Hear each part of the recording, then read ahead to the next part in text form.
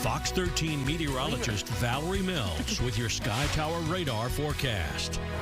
Thanks, Matt. Starting with a check on the tropics where things have really been quiet. And yeah, we will take it after Hurricane Beryl. But tracking a little wave, it's really far south, just to the south of this massive plume of Saharan dust. Right now, only about a 20% chance that this could develop over the next week or so. Taking on a similar track toward the northwest. If it would become a tropical wave, it would kind of skirt through parts of the Caribbean into the southeast. Right now, not a major concern for us, but this is something we will continue to watch as it could gain a little bit of strength. Conditions relatively favorable where it's moving.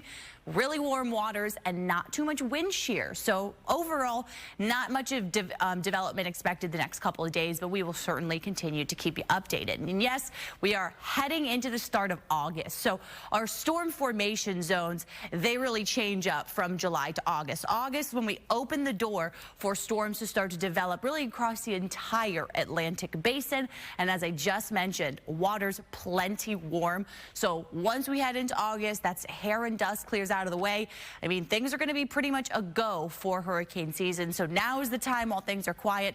Make sure you have your preparations in place. A little bit closer to home, your satellite and radar continue to see just a couple of storms rotating up and around this ridge of high pressure, which just stays parked off the east coast. So overall, you can kind of see the flow of all the clouds and the storms up and around that area of high pressure. So that's kind of going to be the steering flow for the storms that develop today. I think noon, 1 o'clock, a couple of those will start to pop up, especially around the coast, around Tampa Bay.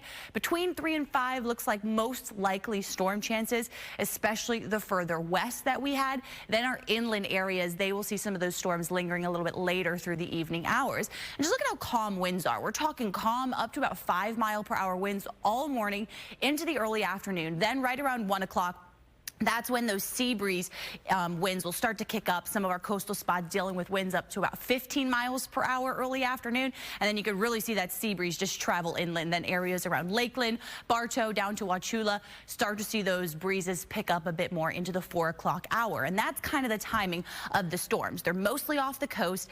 Early afternoon, I think a couple of those will kind of move through our coastal communities. So unfortunately, could get in the way with some of our beach plans. But notice how just kind of isolated they are.